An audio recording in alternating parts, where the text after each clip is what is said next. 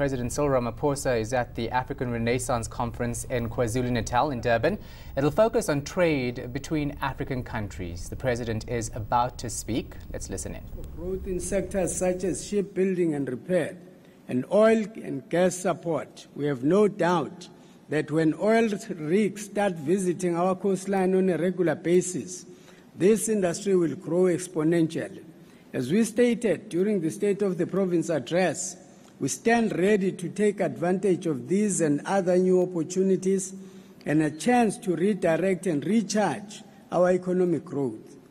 We, however, cannot ignore some worrying trends which, if left unattended, have the potential to derail the working relationship with our social partners and neighbors, as well as our march to economic growth. Recently, organized business in KwaZulu-Natal expressed alarm at what they call the escalation of uncertainty linked to the following recent events: the banning of trucks on the N3 Moy River tollgate, which disrupted traffic and affected a number of sectors; construction sites invasions, extortions and rising tensions in townships among local traders; attack at the mosque in Verulam, and political killings that are occurring in our province. As a provincial government, we consider these and similar incidents in a very serious light. Although we are still going to meet with the business sector, and we do have plans scheduled for that, but I do want to share here on this platform that in this regard, during SOPA, we committed to hold a series of stakeholder engagements with a cross-section of the KwaZulu-Natal community. These engagements were identified, amongst others, sectors such as faith-based organizations, traditional leaders, and business. To this end, we will, within 30 days, convene a meeting of strategic stakeholders in the business sector. We are keen to hear from organized business and our social partners who are organized, labor, and civil society on the growth and development of the economy. With regard to political violence, I can also confirm that we are expecting the report of the Moerane Commission into political killings by the end of this month. As you may be aware, the President has also instructed an interministerial team of the security cluster to urgently look at political killings in the province. Mr. President, we applaud you for your leadership on this matter, and we will provide all the necessary support as work is being done in this regard. With regards to calls by the Northern Region Business Association to shut down spazas owned by fellow African migrants, as government we have made it very clear that the law must be kept at all times. At a meeting held on 15th May in KwaMashu, we established a task team made up of all sides to update the database of spazas in the Inanda-Ntuzuma-KwaMashu area with a view to identifying illegal ones. We agreed that no individual or group has a right to shut down any business. We also agreed that all unregistered spazas will be closed down following a legal process led by the City of eThekwini. However, we want to introduce a system of regulations which will ensure that there is order in the operations of these mini shops. We will not allow uncontrolled mushrooming of the spaza shop again in eThekwini. This is because we have identified this as the primary factor causing tension between South African-born traders on one side and the Somalis and Ethiopians in particular on the other side. I must reassure all and sundry that this conflict has nothing to do with xenophobia, but is a struggle over limited resources in the townships and the limited market. Importantly, we intend assisting the sector with sustained support and ranging from training to finance. We have also agreed in the long term to examine complaints about the negative impact of malls on local businesses.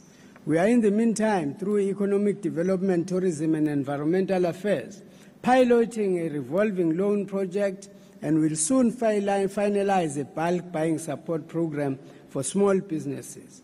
On 24th May, which is today, will be the we are supposed to have updated all our progress in this matter. But yesterday, I'm aware that the MEC for Economic Development already held a meeting with the warring parties in that area. We wish to urge all sides to exercise restraint and to allow us to address the issues that have been raised during recent consultations. Concerning blockading of the N3 toll plaza, we have convened an urgent meeting with the truck operators and will soon be meeting with the drivers.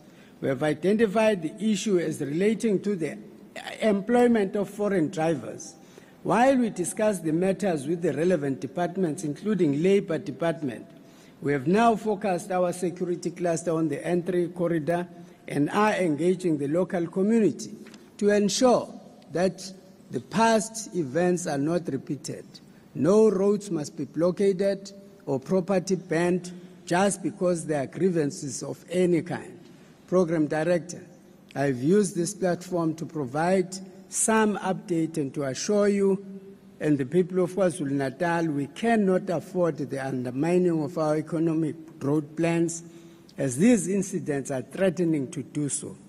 This includes the invasions and extortions that are carried out throughout the city by a group demanding empowerment and inclusion in major projects. We will not allow any incursions into infrastructure development projects in our province for any reason. As the MEC for HR has indicated before, we have established structures for engagement with business and stakeholders, and we would like this to take precedence. While we are generally in agreement that transformation must take place, this must never disturb the smooth functioning of our economy.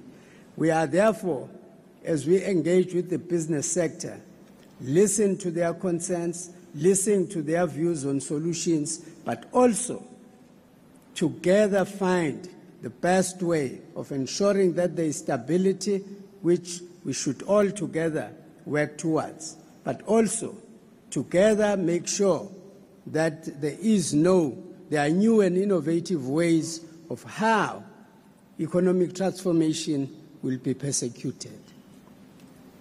Program Director, honored guests, ladies and gentlemen, my major task this morning was merely to set the scene for His Excellency the President of the Republic of South Africa, Mr. Cyril Ramaphosa, to address this gathering. And I now need not wait further and waste more time, seeing that none of us do not understand the biography of Mr. Ramaphosa anymore. If you don't, I'm sorry, but you can go through some of the important pages in your IT. You will find it. The President is on the rush. Let's allow him space to address all of us. I ask, therefore, that you all stand to welcome to the podium His Excellency Mr. Cyril Ramaphosa, who I now have the pleasure to call to this platform. Your Excellency.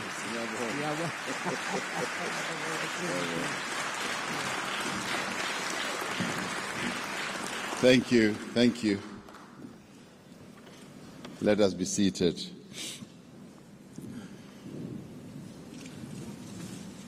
Program Director, the Premier of KwaZulu-Natal, Mr. Willis Mkhunu,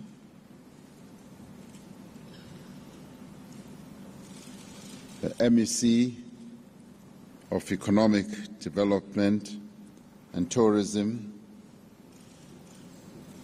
Mr. Sihle Zikalala, the founder and originator of this lecture series 20 years ago, who is still here with us, who we applaud and thank for having initiated this. Let's give him a round of applause.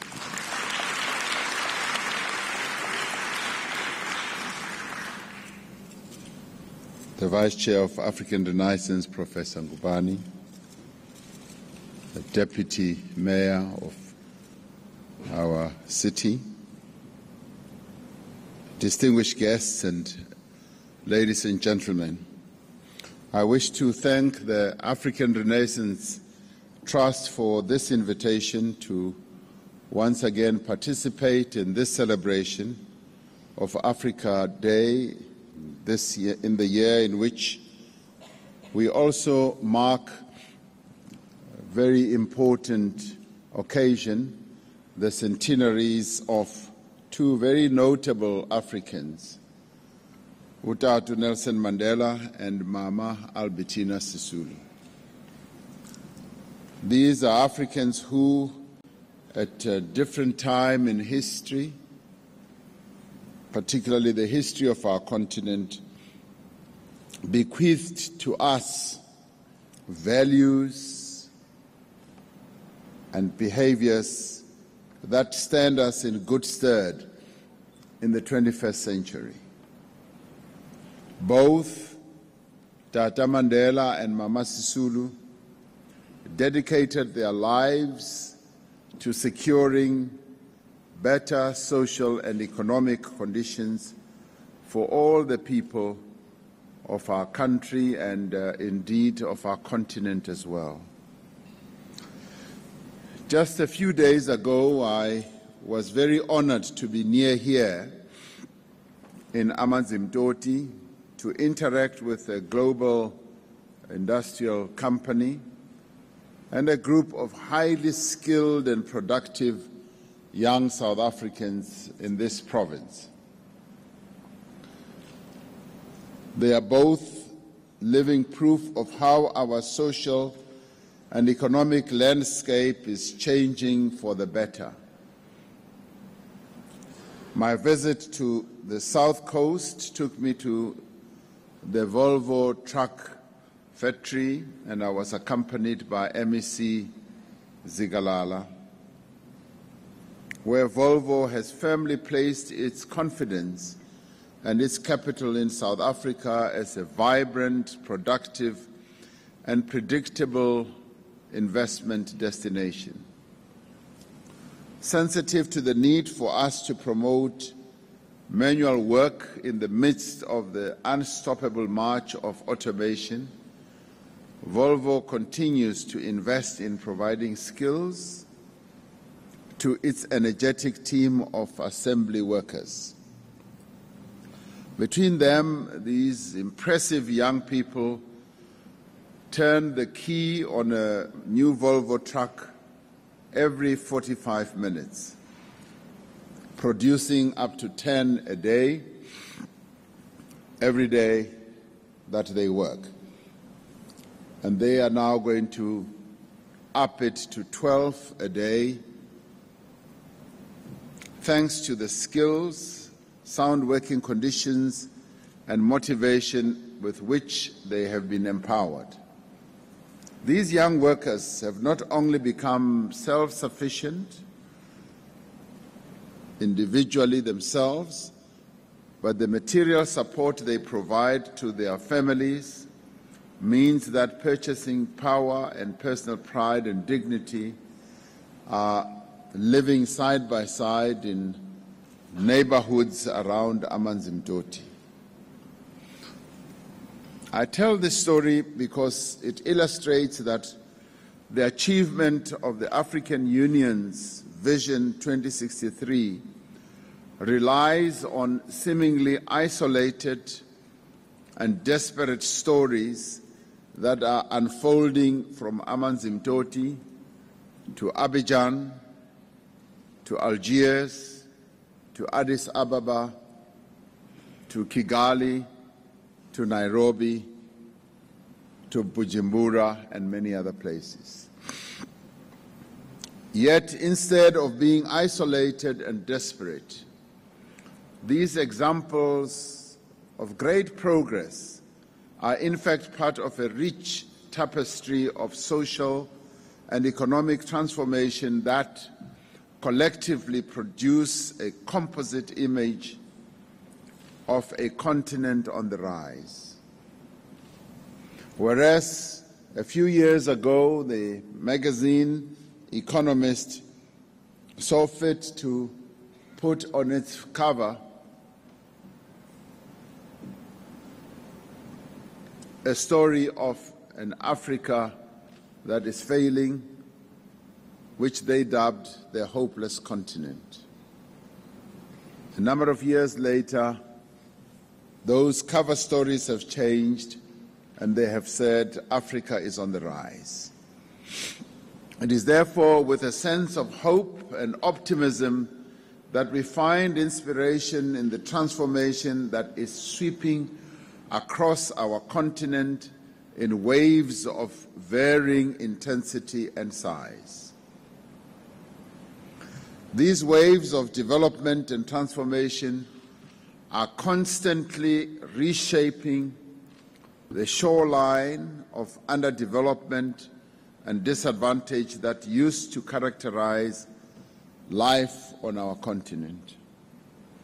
Hopelessness and despair are being eroded by the expansion of education and entrepreneurship on our continent and the advancing empowerment of women in African societies and communities. In March this year, the AU summit in Kigali, Rwanda, reached the historic milestone of an agreement on the Africa Continental Free Trade Area. This agreement seeks to dissolve barriers between countries to shared opportunity and prosperity by enabling the movement of people, goods, services, and knowledge around our continent. This agreement places the best that Africa has to offer at the disposal of all Africans and promises to reduce the inequality that has dogged our continent across national borders for a very long time. Poverty and underdevelopment often exists just a few kilometers away from prosperity and progress. The agreement on an African Continental Free Trade Area took place in a continent far removed from the Africa in which Pixley Kaisa Kaseme penned his 1906 essay titled The Regeneration of Africa. Seme called for the people in the land to unite and see the continent as equal in its contribution to civilization. His generation understood that the responsibility that rested on their shoulders to restore the dignity of the African people was quite immense. They challenged the Eurocentric stereotypes of Africa as a dark continent. It was our forebears, especially those who had early contacts with their diaspora counterparts studying overseas, who exchanged ideas of how to confront colonial oppression. In the interconnected world of today, where we as Africans are set ourselves as equals, not subjects, in the global governance system and the globalized economy, we are able to sustain the thinking and work pioneered by Pixley Kaisa Kaseme. Our current task is to shape the progressive and prosperous Africa we want and the one we wish to bequeath to future generations. This future must be the outcome of a shared vision in the same way that our dismantling of the shackles of oppression and colonialism relied on solidarity and unity in resistance. Therefore, in 2018, we continue to be guided and also to be inspired by Kwame Nkrumah of Ghana, Murtala Mohammed of Nigeria, Patrice Lumumba of Congo, Amilcar Cabral of Guinea-Bissau. We were also guided by Agostinho Neto of Angola, Eduardo Mondlane of Mozambique, Seretse Khama of Botswana, W.E.B. Du Bois, and Martin Luther King of the United States. Yes, Marcus Garvey of Jamaica, and our own Albert Luthuli and Nelson Mandela. They continue to be the spirits that guide us. We remain inspired by the words of Madiba when he said, "I dream of the realization of the unity of Africa, whereby its leaders combine in their efforts to solve the problems of this continent." The realization of Madiba's dream rests on leaders from all sectors of our society, leaders in government, business, labor, community, civil society, and large and across the continent. This dream that Madiba had, a dream of unity, was not only for Africa, but it was also for our own country. It was also a dream for our own very province here. If Madiba were alive today, he would say, "I dream of the realization of unity of our people here in KZN."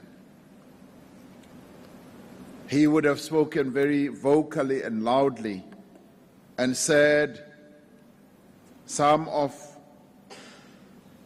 the expressions of either disagreement that manifest themselves in the killing of other people that we disagree with must come to an end. Madiba would have said, unity should be underpinned by dialogue.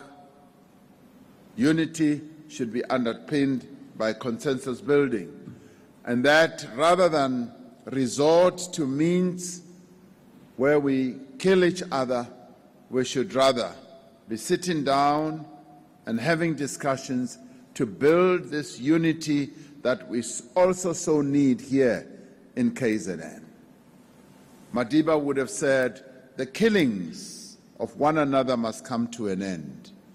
And so I say here today, the killings that have been taking place in this province must come to an end.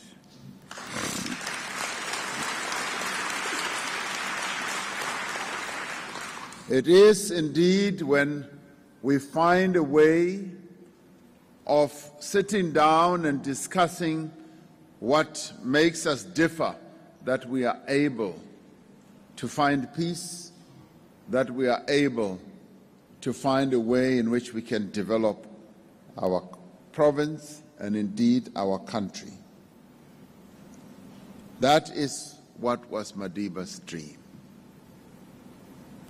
We are also guided by the central guiding vision crafted by our continent dubbed Agenda 2063, which is the AU vision of an integrated, prosperous and peaceful Africa, driven by its own citizens and representing a dynamic force in international arena. This is a strategic framework for the socio-economic transformation of the continent over the next 50 years. It builds on and seeks to accelerate the implementation of past and existing continental initiatives for the growth and sustainable development of our continent. In seeking to fulfill this vision, in our own instance as South Africa, we are taking steps to implement a number of policies a number of policies that will make our own country be part of this development that is unfolding on our continent, so that by 2063 we are able to look back and say, yes, we played our part in developing our continent. And in our case, we want to look forward to 2030 and say, through our National Development Plan, we've been able to take important strides to develop our country. Right now, we are putting the building blocks in place, and in a number of places, the buildings are already going up. Having inherited a past that we are not proud of, we have had to embark and adopt policies that are going to rapidly advance the interests of our people. And one of those is to radically change the economic architecture of our country through our policy of radical economic transformation, which is aimed at transforming an economy that remains largely characterized by the structural flaws of a racist and patriarchal past. Our policy of radical economic transformation is also based on the imperative that as a country we should find ways of utilizing the resources of our country to full effect. This we have to do because the apartheid system designed the economy of our country, and indeed everything else in our country, in a way where the resources were just utilized to serve the interests of a minority. You come to the capital investment in our country, it was not fully exploited, it was utilized just to serve the interests of a minority. You come to human resources, the human resources of the majority of our people were blunted because they sought just to advance the resources of a small minority. You come to the most important resource in any country, land. Land also was utilized in a way as to advance the interests of a minority. Where do you find a situation where 87% of the land of a country is just set aside for less than even 10% of a population, and the majority is allocated 13%? This is what we have had to deal with, and this is what we have decided we are going to deal with, so that we utilize the full resources of our country to advance the interests of our people. That is why the question of land, therefore, has to be dealt with. We have to distribute land to our people through a process of expropriating that land and distributing it to the majority of our people.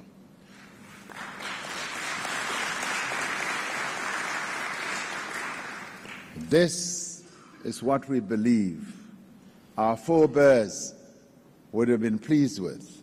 This is what we believe our forebears would have been proud of.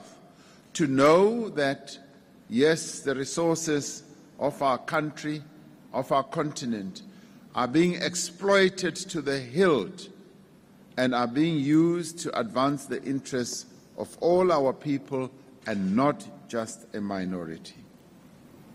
As we noted in Parliament yesterday, millions of our people remain outside of the productive economic activity, and they are unable to contribute. They are also unable to benefit.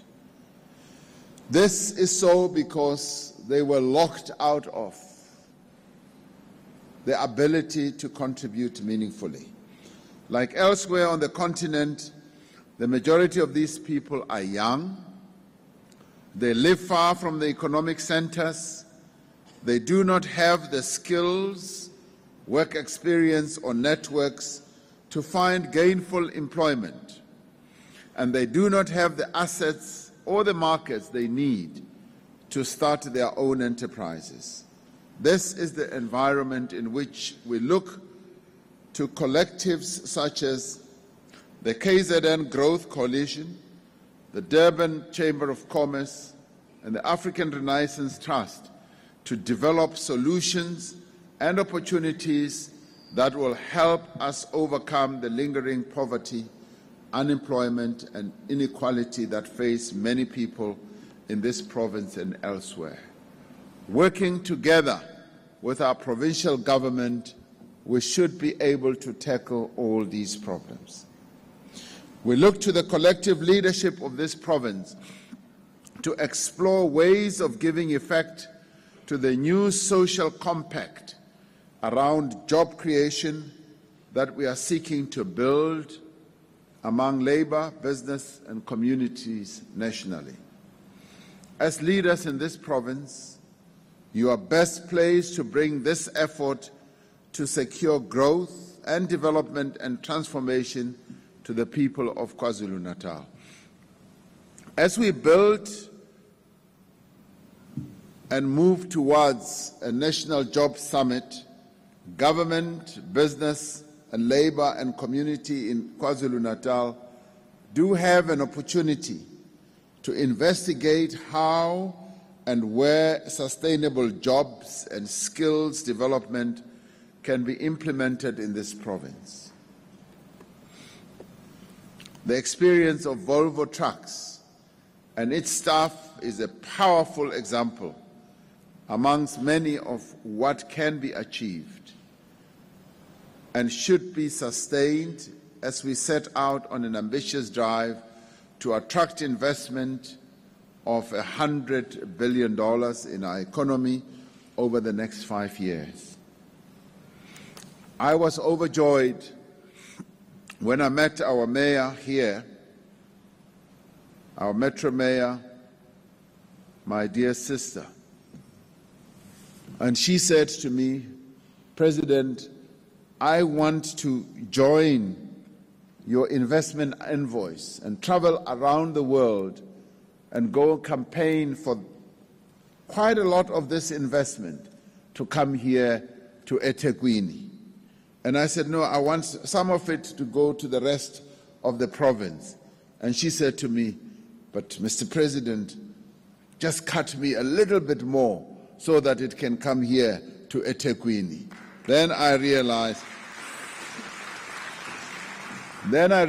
that we've got a mayor who is looking forward and who is enthusiastic about generating investments for eThekwini.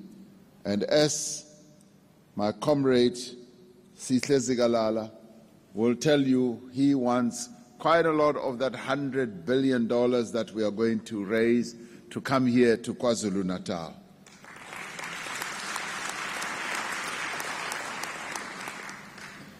Now, these are examples that we wish to see replicated not just around eThekwini, not just around KZN, but throughout our country as well, and finally throughout the continent.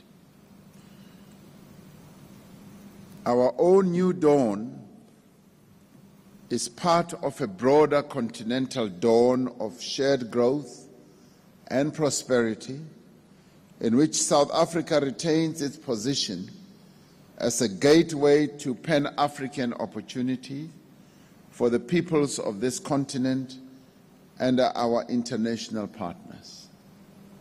South Africa's own growth stands to benefit significantly from and contribute to the rising tide of development in our region and our continent.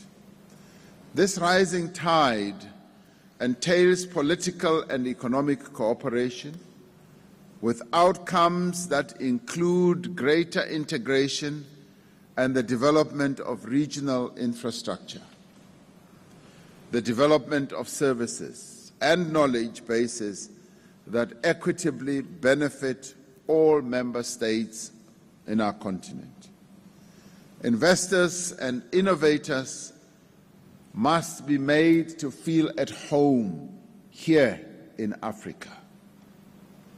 They must be made to feel that this is a continent that they can come and safely invest their money in.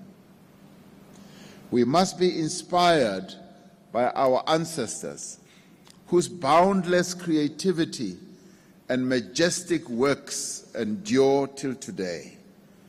The magnificent pyramids of Egypt, the sculptures of ancient kingdoms of Ghana and Mali and Benin, the temples of Ethiopia, and the rock paintings of the Kalahari all speak volumes about Africa's innovation and contribution to human development.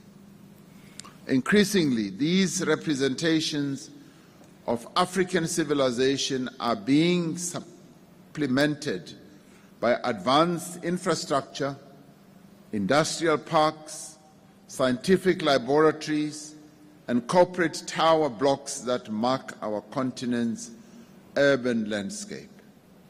The engineers and artists of ancient times have worthy successors in a new generation of young scientists, technicians, financiers, coders, and designers. Our task is to create the conditions for this new generation to grow and to thrive and to build a continent of hope and progress. This hope and progress one sees emerging in many parts of our continent, testifying to this regeneration of Africa that was foreseen by Pixley Kaisa-Kaseme.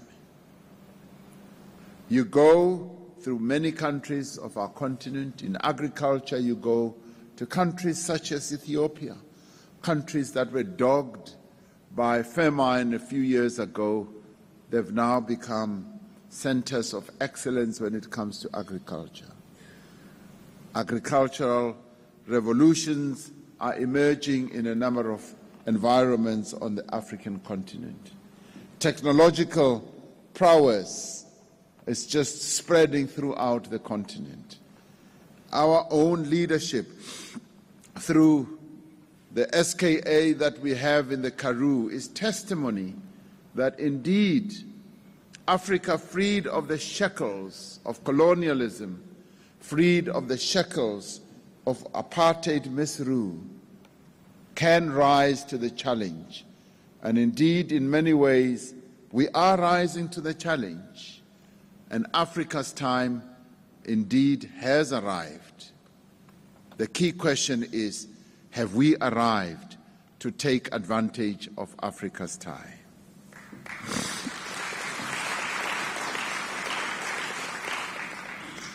We must constantly remind all these wonderful scientists, all these wonderful workers on our continent. We need to constantly remind them of Madiba's words, who said, "Sometimes it falls upon a generation to be great. You can be that generation. Let your greatness blossom. It is then that the brighter day of which Pixley Kaisa-Kaseme spoke that will rise upon the African continent. It is then that our chains will be dissolved, our plains will be red with harvest, and our crowded cities will send forth the hum of business. This is the Africa whose future is being seen, is being foretold also by our leaders. I want to conclude by saying, for me, as a new president, attending the African Union summits, it is actually quite a joy to see how African leaders across many countries have taken or are taking the development of our continent seriously. Whoever you talk to talks about the economic development, and not only of their own country, but of various countries in Africa. We've got a new generation of leaders on our continent who are focusing on how we can develop the people of our continent and how we can enhance the resources so that those resources can lead to economic development that will lead to the betterment of the lives of our people. Indeed, Africa is on the rise. The question is, are we going to be able to rise to the occasion and make sure that the African Renaissance that we have always spoken about indeed has dawned? Because Africa requires that all of us must put shoulder to wheel. We must commit ourselves to making this continent a successful continent. As we have always said, God bless Africa, Nkosi sikelele Africa, as it goes on its path of development and rising as a great continent. I thank you.